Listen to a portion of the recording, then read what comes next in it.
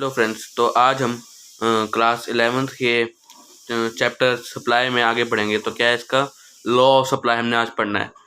Law of supply क्या कहता है? Law of supply states that there is direct relation between price of commodity and quantity supplied, other factor remains constant. इसका मतलब ये हुआ जो प्राइस है और सप्लाई है उसमें कैसा रिलेशन डायरेक्ट होता है। जैसे देखो, प्राइस है कितने 10, सप्लाई होगी 100। प्राइस अगर 20 है तो सप्लाई होगी 200। अगर सप्लाई क्या है 30 तो प्राइस है 30 तो सप्लाई होगी 300। प्राइस 40 तो सप्लाई होगी 400। और प्राइस है अगर 50 तो सप्लाई होगी 500। यानी कि इसमें डायरेक्ट रिलेशन हो गया। और इसमें क्या होता है, खाली जो रिलेशन है इसका किसके साथ है? प्राइस ऑफ कमोडिटी के साथ है। यानी कि जो 5 फैक्टर थे उसके उसमें से कितने बच गए? 4 फैक्टर। तो जो 4 फैक्टर हैं वो अदर फैक्टर्स बन जाते हैं और वो हमेशा कांस्टेंट रहते हैं। इसके आगे हम पढ़ेंगे इसकी अजम्पशन, जो कि क्या है? Only change in price of commodity, no change in price of related goods, no change in price of inputs, no change in technology, no change in government policy. इसमें हम ये मान के चलते हैं कि जो खाली चेंज आएगा वो किसके कारण आएगा? प्राइस ऑफ कमोडिटी के कारण आएगा। और जो बाकी सारे फैक्टर हैं वो कांस्टेंट रहेंगे। इनको हम क्या बोलते हैं? Other factors. और ये हमारा आ गया सप्लाई शेड्यूल। यहाँ पे प्राइस दे रखे हैं, यहाँ सप्लाई, जिससे हम ये पता लगा सकते हैं कि इसमें रिलेशन डायरेक्ट है कि नहीं है। फिर इसका क्या बनेगा? Supply curve. जैसे देखो, प्राइस पहले कितने थे? इतने थे। तो सप्लाई कितनी और थी? इतनी और थी।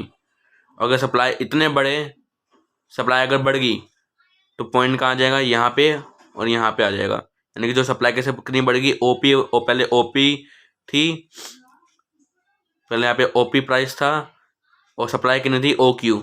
यहाँ पे फिर जब प्राइस इंक्रीज हो गया, जो है हो गया OP1, तो क्या कहते हैं, सप्लाई भी हमारी क्या होगी? OQ1। ऐसी अगला है क्या? सप्लाई फंक्शन हमने पढ़ना है। फिर सप्लाई फंक्शन होता है, supply function is a functional relationship between quantity supply of a commodity and factors affecting. इसका मतलब ये होता है जो हमारी जो क्वांटिटी है सप्लाई की, सप्लाई और उसके जो फैक्टर उसमें कैसे, उसमें जो सप्लाई में किस कारण से चेंज आ रहा है, किस कौन से फैक्टर से कारण चेंज आ रहा है, ये होता है सप्लाई फंक्शन। यानी कि इसमें कुछ ना कुछ रिलेशनशिप होगा तभी इन फैक्टर्स के कारण सप्लाई में चेंज आ रहा है। तो उसको हम कैसे लिखते हैं? QS equal to function PX PR GP। ये डेल्टा हो गया मतलब कि चेंज इन टेक्नोलॉजी। ये PI हो गया क्या? Price of inputs. यहाँ के आ गया PX जो क्या होता है? Price of commodity. PR जो होता है price of related goods. GP जो होता है गवर्नमेंट पॉलिसीज। और ये डेल्टा T क्या होता है? Change in technology. और PI क्या होता है? Price of input.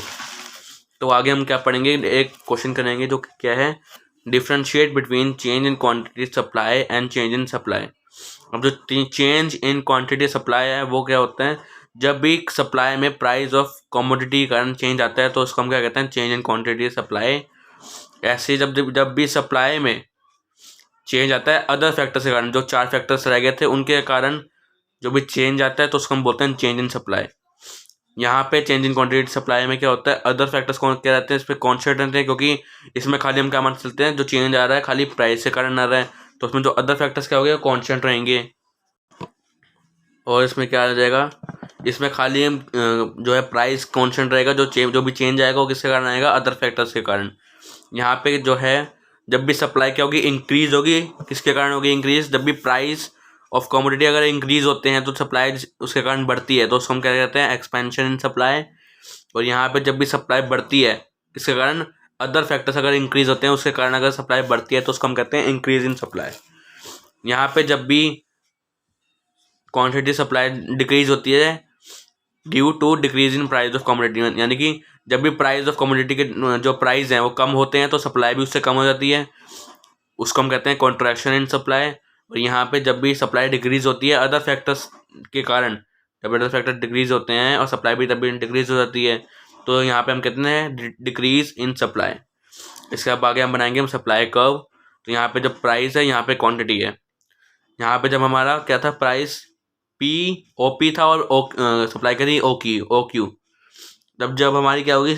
प्राइस हमारे बढ़ गए यानी कि OP1 हो गया, तो सप्लाई भी हमारी बढ़ गई, क्या हो गया? OQ1। यानी कि जो A से हम B पे आ गए तो उसको हम क्या बोलेंगे? Expansion of supply. फिर यहीं से हमारी क्या होगी, प्राइस का कम हो गया, यानी कि OP2 हो गए, और हमारी सप्लाई भी कम होगी, प्राइस तो कम थे ही, सप्लाई भी कम होगी, यानी कि OQ2 हो गया, यानी कि A पॉइंट से हम लोग C पॉइंट पे आ गए। इसको हम बोलेंगे कॉन्ट्रैक्शन इन डिमांड। फिर ऐसे ही यहाँ पे जो सप्लाई कर्व है वो ऐसे बनेगा, यहाँ क्वांटिटी यहाँ सप्लाई, इसमें जो प्राइस हमेशा क्या रहता है, कांस्टेंट रहता है, तो सब प्राइस की लाइन ऐसे आ जाएगी। यहाँ क्या आ जाएगा, सप्लाई कर्व ऐसे सिंगल बनेगा जब प्राइस इतने थे और सप्लाई इतनी थी।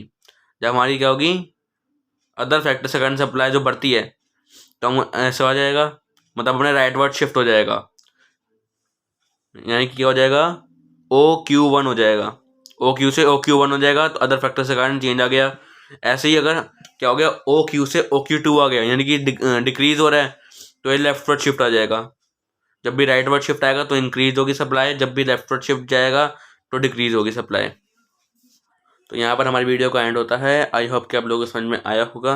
अगर आपको किसी भी वीडियो की PDF चाहिए हो तो प्लीज़ कमेंट सेक्शन में कमेंट करके बता देना। अगर आपकी कोई भी क्वेरी हो तो वो भी कमेंट सेक्शन में कमेंट करके बता देना। अगर आपको वीडियो अच्छी लगी हो तो please like, share, comment and subscribe. Thank you.